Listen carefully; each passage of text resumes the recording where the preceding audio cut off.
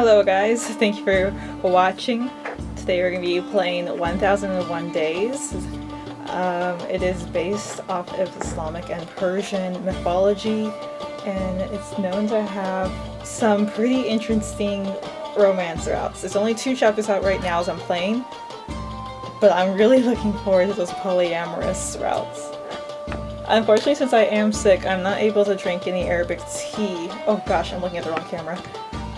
So I'm just drinking some tea that's good for my stomach. I was able to get some sesame crisps.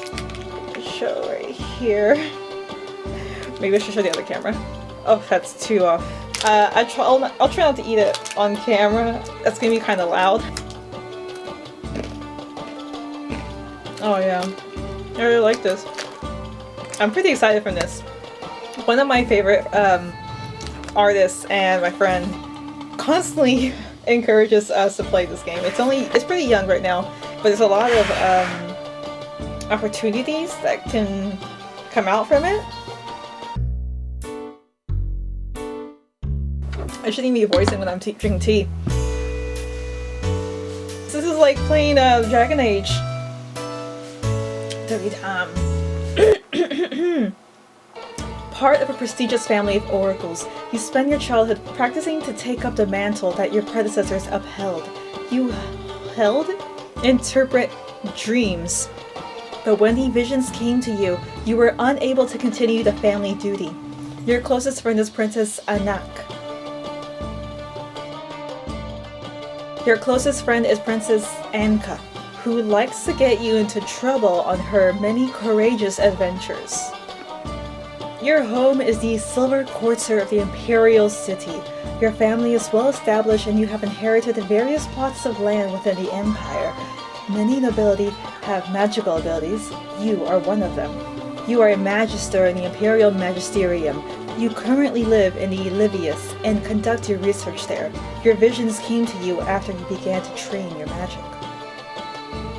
As a Lotog, you traveled the Badlands with your mother like many other Lotog families. You sold wares and other knickknacks at various villages, making a living from the profits. After your mother disappeared, you were taken by Buhazum, a retired Lotog merchant who teaches you the nomadic ways of your culture. After he passes, you inherit his business. The visions came to you shortly after being adopted by Buhazum. Oh boy, this is a lot. I didn't think I had this decision already. Oh my gosh, this just shows how good I am at making decisions. Okay, I'm probably gonna choose this one. I choose. Yes. Alright. You wandered through the market stalls, looking at the assortment of products that the merchants were selling. Your mother was nearby, bargaining with a man who was selling herbs from the Livius. From the alleyway, you heard a sound. No, a scream. You turned your head and saw 3 humans and a young Lotog boy. The boy was clutching his stomach, heaving as the 3 humans lingered. A spark of light reflected off the knife that one of them held. Oh my gosh. What? I'm just nobility. Well, maybe I have some power. You refuse to stand there and do nothing. Your eyes dart around, looking for something to defend the Lotog boy. Your gaze lands on the barrel of apples, and you grab several. Without thinking, you charge into the alleyway, yelling a battle cry as he threw the apples at the humans with full force. It didn't do much damage. The apples bounced off their bodies, and some of them yelped. But with the initial pain subsided, they turned their angry gazes to you. You took a step back, unsure what to do next. You haven't planned this far ahead yet. Then you watched in silence as the Lotog boy lunged forward, knife in hand. Their deaths were quick. Their bodies toppled over one another, crimson pooling on the floor beneath their corpses. You looked to the boy. His face was swollen, harsh hues of purple stark against his light blue skin. You hesitantly took a step forward, and he took one back. Thank you. What's your name? Darius. Before you can tell him your name, you heard your mother's voice calling for you. You looked to the mouth of the alleyway, and she was standing there in shock. When you looked back, the boy was gone. Sorry if I'm creaking in my chair. It's like really not that good. The grogginess of sleep lingers as you opened your eyes. You are met with a room you had rented. Somewhere far from the palace, far from your anxieties of the ball. You exhale as you try to gather the remnants of your vision from moments ago. It seemed to have been memories of your childhood. Why your dreams showed you the past, you don't know.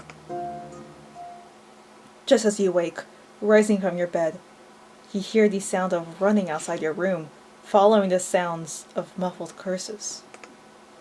Suddenly the door bursts open, and a rush of a fluffy white ball descends upon you, knocking you back onto the bed. You hear someone run to the room after the creature. Kalam! Looking up, you see the ball of white fluff has ears and a nose with big round eyes that are currently staring you down. Wait, are those glasses on its face? They hang awkwardly off, barely able to keep balance on its small face. Another person runs into the room, joining in on the confusion and chaos. Aha! Two hands reach out and snatch the animal off you, and the glasses topple into your lap as you pull yourself up. You look up to see the woman currently renting this room to you, the owner of the home, Salam. Sorry about that. This rascal couldn't help but steal people's belongings. I can't tell what animal that is. Oh, well, not yours. Kalam likes stealing things from Rama's. Pink blooms on Rama's cheek as he notices that he's gathered everyone's attention. He clears his throat.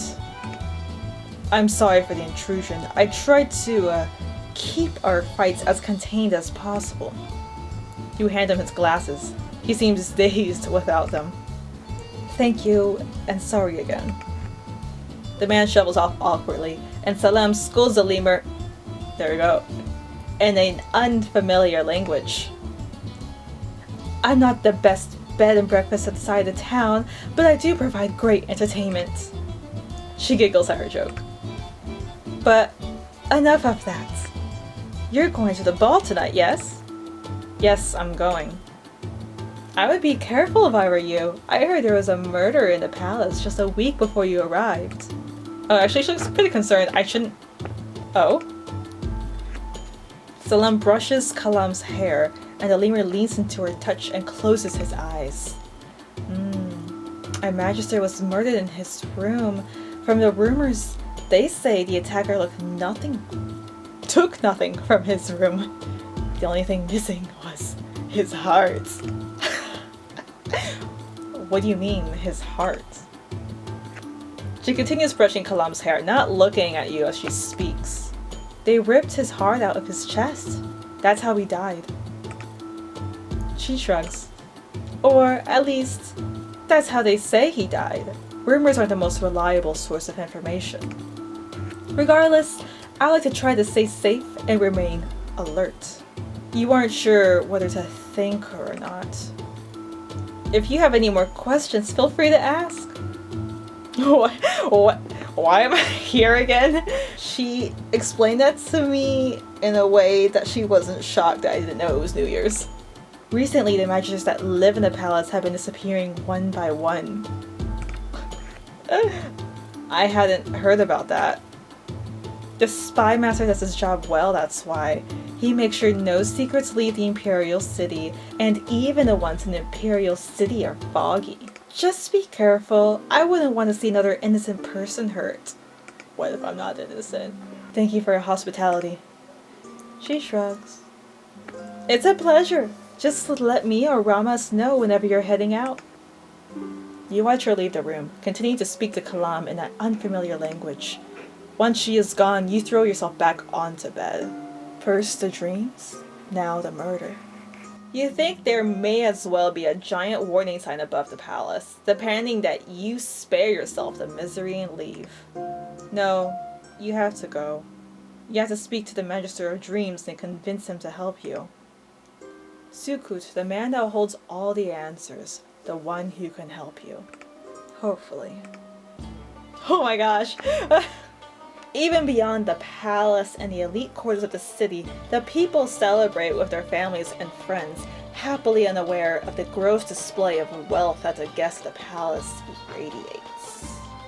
The Festival of Fire has begun just a day ago, and the celebrations commence. It is the beginning of a new year and a fresh start for many, filling the city with joy. Though there is much life in the festivities, you are burdened with a secret. Your nightmares have become more vivid, more difficult to escape.